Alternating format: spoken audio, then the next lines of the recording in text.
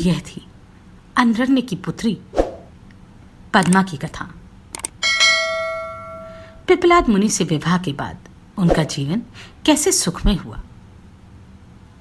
ठीक ही कहते हैं, कई बार अपनी बुद्धि और विवेक से काम न लेकर बुद्धिजनों की बात मान लेनी चाहिए, उसमें भविष्य निहित होता है। आप सभी से अनुरोध है कि यदि आप इन वीडियोस को लाइक, शेयर या सब्सक्राइब नहीं भी कर सकते तो इन्हें पूरा अवश्य सुनें। पिपलाद मुनि से अपनी पुत्री का विवाह करके यद्यपि अनरण्य और उनकी पत्नी दोनों ही स्वर्गवासी हो गए, तो भी अंत में देखा जाए तो उनकी पुत्री बहुत सुख के साथ जीवन व्यतीत करती थी। क्या कहा जाए कि आज जो हमें दुख प्रतीत होता है वह भविष्य के लिए कुछ ना कुछ संजोए होता है, और बुद्धिमानों और ज्ञानियों का कहना मान ही लेना चाहिए। जानते हैं सप्तर्षियों के समझाने पर हिमवान ने क्या निश्चय किया। इस अध्याय में ब्रह्मा जी बोले, वशिष्ठ जी की बात सुनकर अपने गणों एवं भार्या सहित विस्मित होकर गिरिराज हिमालय पर्वतों से कहने लगे। हिमालय बोले, हे गिरिराज मेरो, हे सहे, हे गंधमादन, हे मंदर, हे मैनाक, हे विंध्य, हे पर्वतेश्वर, आप सब लोग मेरी बात सुने। वशिष्ठ जी ऐसा कह रहे हैं, अब मुझको क्या करना चाहिए इस संबंध में आप लोग विचार करें और मन से सब बातों का निर्णय करके जैसा ठीक हो वैसा बताएं। ब्रह्मा जी बोले, उनकी बात सुनकर सुमेरु आदि वे पर्वत भले भांति निर्णय करके प्रेम पूर्वक हिमालय से कहने लगे। पर्वत बोले, इस समय बहुत विचार करने की आवश्यकता नहीं है, कार्य तो हो ही गया है। हे महाभाग, यह कन्या देवताओं के कार्य के लिए ही उत्पन्न हुई है। इसका अवतार ही जब शिव के लिए हुआ है तो इसे शिव जी को ही देना चाहिए। इसने रुद्र की आराधना की है और रुद्र ने इसे स्वीकृति भी दे दी है। ब्रह्मा जी बोले, मेरु आदि पर्वतों की यह बात सुनकर हिमालय को बड़ी प्रसन्नता हुई और गिरिजा भी मन ही मन हंसने लगी। अरुंधति ने शिव पार्वती के विवाह के लिए अनेक प्रकार के वचनों तथा विविध इतिहासों से उन मैना को समझाया। तब शैलपत्नी मैना सब कुछ समझ गई और प्रसन्नचित हो गई। उन्होंने मुनियों, अरुंधति तथा हिमालय को भोजन कराकर स्वयं भोजन किया। तदनंतर ज्ञानी गिरिश्रेष्ठ उन मुनियों की सेवा करके प्रसन्नचित और भ्रम रहित होकर हाथ जोड़कर प्रसन्नता पूर्वक कहने लगे, हे महाभाग्यवान सप्तऋषिगण, आप लोग मेरी बात सुनिए। मैंने शिवा और शिव जी का सारा चरित्र सुन लिया, जिससे मेरा सारा संदेह दूर हो गया। मेरा यह शरीर पत्नी मैना, पुत्री, पुत्र, रिद्धि, सिद्धि तथा अन्य जो कुछ भी मेरे पास है वह सब शिव का ही है, इसमें संदेह नहीं है। ब्रह्मा जी बोले, उन्होंने इस प्रकार कहकर उस पुत्री की ओर आदरपूर्वक देखकर उसके अंगों को अलंकारों से सुसज्जित कर उसे ऋषियों की गोद में बैठा दिया। तदनंतर शैलराज ने पुनः प्रेम से ऋषियों से कहा, मुझे शंकर का यह भाग उन्हें अवश्य देना है, ऐसा मैंने निश्चय किया है। ऋषि बोले, हे गिरे, भगवान शंकर ग्रहता होने के कारण भिक्षुक हैं, आप कन्यादान देने के कारण दाता हैं और देवी पार्वती भिक्षा है। अब इससे उत्तम और क्या बात हो सकती है। हे हिमालय, जिस प्रकार सभी शिखरों से ऊंचे होने के कारण आपके शिखरों की श्रेष्ठता है, इसी प्रकार आप भी संपूर्ण पर्वतों के अधिपति होने के कारण सबसे उत्तम हैं तथा धन्य हैं। ब्रह्मा जी बोले, इस प्रकार कहकर निर्मल मन वाले मुनियों ने हाथ से स्पर्श करके कन्या को आशीर्वाद दिया कि शिव को सुख देने वाली बनो, तुम्हारा कल्याण हो। जिस प्रकार शुक्ल पक्ष का चंद्रमा बढ़ता है उसी प्रकार तुम्हारे गुणों की वृद्धि हो। इस प्रकार कहकर उन सभी मुनियों ने प्रसन्नतापूर्वक हिमालय को आशीर्वाद रूप में फूल तथा फल अर्पित करके विश्वास उत्पन्न कराया। परम पतिव्रता सुमुखी अरुंधति ने शिवजी के गुणों से मैना को प्रलोभित किया। तदनंतर हिमालय ने दाढ़ी में हरिद्रा तथा कुमकुम से मार्जन किया और लौकिकाचार पूर्वक सारा मंगल किया।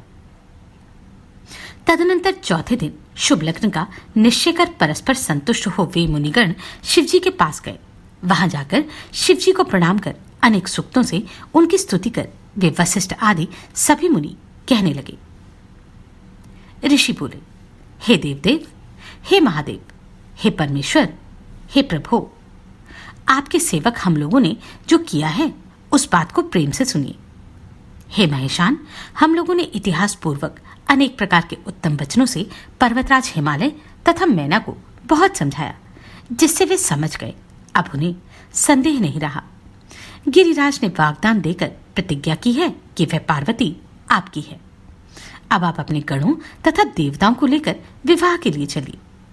हे महादेव, हे प्रभु, आप शीघ्र ही विवाह के लिए हिमालय के घर चलिए तथा संतान उत्पादन के लिए रीति के अनुसार पार्वती से विवाह कीजिए। ब्रह्मा जी बोले। उनकी यह बात सुनकर शिवजी प्रसन्नचित हो गए। लौकिकाचार में तत्पर होकर हंसते हुए इस प्रकार कहने लगे। महेश बोले, हे महाभाग, मैंने तो विवाह न देखा और न सुना है। आप लोग की जैसी विधि देखे सुने उसे बताइए। ब्रह्मा जी बोले। शिवजी के लौकिक शुभ वचन को सुनकर वे देवादिदेव सदाशिव से हंसते हुए कहने लगे, हे प्रभु, आप समाज सहित विष्णु को विशेष रूप से शीघ्र बुलाकर पुत्र सहित ब्रह्मा जी, इंद्रदेव आदि सभी ऋषि, यक्ष, किन्नर, गंधर्व, सिद्ध, विद्याधर, अप्सरा, इन सबको तथा अन्य लोगों को आदर पूर्वक यहां बुलवाइए। वे सब आपका कार्य सिद्ध करेंगे, इसमें संदेह नहीं है। ऐसा कहकर उनकी आज्ञा लेकर वे सभी सप्तऋषि शिवजी की महिमा का वर्णन करते हुए प्रसन्नतापूर्वक अपने स्थान को चले गए। नारद जी बोले, हे तात, हे महाप्राग, हे प्रभु, अब आप कृपा कर मुझे यह बतलाइए कि उन सप्तऋषियों के चले जाने के बाद हिमालय ने क्या किया। ब्रह्मा जी बोले, हे मुनीश्वर, अरुंधति सहित उन सप्तऋषियों के चले जाने पर हिमालय ने जो किया उसे मैं आपसे कह रहा हूं। उसके बाद महामनस्वी गिरिराज हिमालय प्रिय पुत्रों सहित अपने मेरु आदि बंधुओं को बुलाकर बड़े प्रसन्न हुए। उनसे आज्ञा लेने के बाद हिमालय ने प्रीतिपूर्वक अपने पुरोहित गर्ग जी से लगन पत्रिका लिखवाई और उन्होंने प्रसन्न मन वाले अपने सेवकों से अनेक प्रकार की सामग्री तथा लग्न पत्रिका को बड़े प्रेम से शिवजी के पास भिजवाया। उन लोगों ने कैलाश पर शिवजी के समीप जाकर उनको तिलक लगाकर वह पत्रिका उन्हें प्रदान की। भगवान सदाशिव ने उन लोगों का विशेष रूप से यथोचित सम्मान किया और प्रसन्नतापूर्वक वे सभी लोग हिमालय के पास लौट आए। हिमालय भी शिवजी के द्वारा विशेष रूप से सम्मानित हुए हर्षित लोगों को देखकर मन ही मन अत्यंत प्रसन्न हुए। तत्पश्चात उन्होंने भी अनेक देशों में रहने वाले अपने संबंधियों को बड़े प्रेम के साथ सुखदायक निमंत्रण भेजा। उसके बाद उन्होंने आदर से उत्तम अन्न तथा विवाह के लिए अनेक प्रकार की उपयोगी सामग्रियां एकत्रित की। उन्होंने चावल, चिवड़ा, गुड़, शर्करा तथा नमक का पहाड़ लगवा दिया। दूध, घी, दही की वापी बनवाकर उन्होंने जौ आदि का आटा, लड्डू, पूड़ी, स्वास्तिक, शर्करा का प्रभूत संग्रह करवाया और अमृत के समान स्वादिष्ट इक्षुरस की वापी बनवा दी तथा मक्खन, आंसुओं का समूह एवं महास्वादिष्ट पकवानों एवं रसों का ढेर लगवा दिया। शिवजी के गणों तथा देवताओं के लिए हितकारक अन्य प्रकार के व्यंजन, वस्तुएं तथा अग्नि से पवित्र किए गए अनेक प्रकार के बहुमूल्य वस्त्र, नाना प्रकार की मणियां, रत्न, सुवर्ण तथा चांदी, इन द्रव्यों की तथा अन्य वस्तुओं की विधि पूर्वक एकत्रित करके गिरिराज ने मंगलदायक दिन में मंगलाचार प्रारंभ किया। पर्वतों की स्त्रियां पार्वती का संस्कार करने लगी। वे स्वयं अनेक प्रकार के आभूषणों से सुसज्जित होकर प्रसन्नतापूर्वक मंगलाचार करने लगी। नगर में रहने वाली द्विज स्त्रियां भी प्रसन्न होकर उत्सव तथा मंगलाचार के साथ अनेक प्रकार के लोकाचार करने लगी। हिमालय भी प्रसन्नचित होकर प्रेम के साथ समस्त मंगलाचार कर बंधु वर्गों के आने की प्रतीक्षा करने लगे। इसी बीच निमंत्रित उनके सभी बांधव अपनी स्त्रियों, पुत्रों तथा सेवकों सहित प्रसन्नतापूर्वक वहां आ गए। हे देवऋषि, अब उन पर्वतों का आगमन आदर पूर्वक सुनिए। मैं शिवजी की प्रीति बढ़ाने के लिए संक्षेप से उसका वर्णन कर रहा हूं। सबसे पहले सर्वश्रेष्ठ तथा श्रीमान देवालय नामक पर्वत सुंदर वेश से अलंकृत होकर दिव्य रूप धारण कर अनेक प्रकार के रत्नों से दैदीप्यमान अपने समाज तथा कुटुंब के साथ अनेक मणियां तथा बहुमूल्य रत्नों को लेकर हिमालय के यहाँ पहुंचे। संपूर्ण शोभा से युक्त मंदराचल अनेक प्रकार के उत्तम उपहारों को लेकर अपनी स्त्री तथा पुत्रों सहित हिमालय के पास आए। उदार बुद्धि वाले तथा दिव्यात्मा अस्ताचल पर्वत भी महान शोभा से युक्त हो विविध प्रकार की भेंट सामग्री लेकर प्रसन्नतापूर्वक हिमालय के निकट आए। उसी प्रकार हर्षोल्लास से समन्वित उदयाचल भी सभी प्रकार के उत्तम रत्न तथा मणियों को लेकर अति उत्तम परिवार के साथ आए।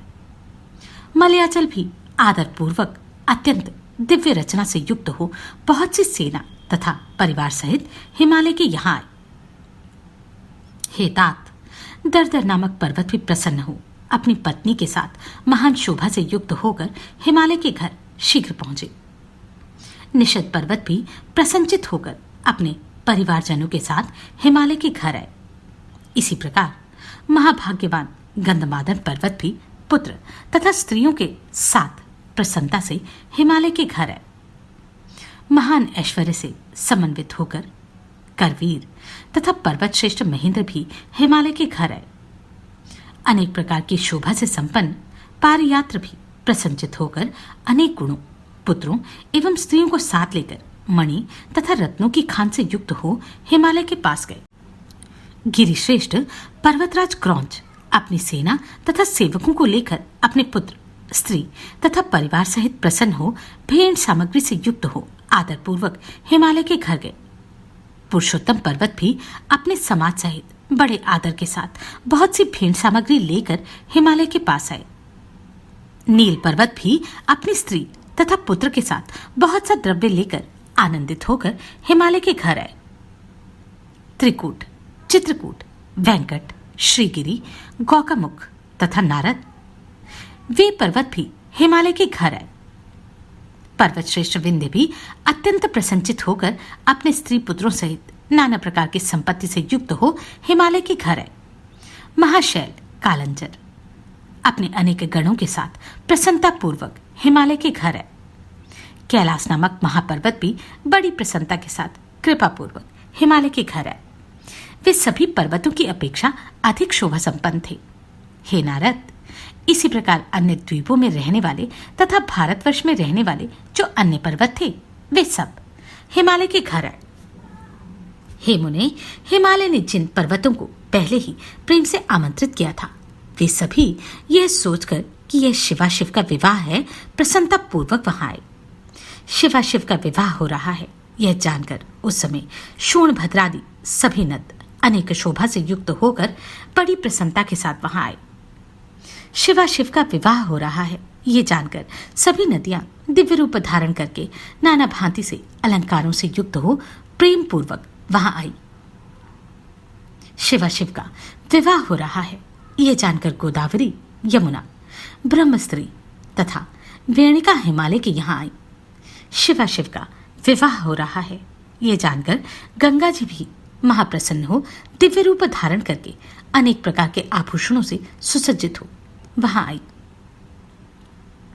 शिवाशिव का विवाह हो रहा है ये जानकर सरिताओं में श्रेष्ठ अत्यंत आनंद प्रदान करने वाली रुद्र की कन्या नर्मदा भी बड़े प्रेम से शीघ्र वहां आई। उस समय हिमालय के यहाँ आए हुए उन सभी लोगों से वह दिव्य तथा सभी शोभा से युक्त पुरी भर गई। वह महोत्सव से युक्त हो गई। उसमें नाना प्रकार के केतु, ध्वज एवं तोरण सुशोभित होने लगे। नाना प्रकार के वितानों से सूर्य का प्रकाश रुक गया और वह पूरे रंग बिरंगे रत्नों की छटा से पूर्ण हो गई।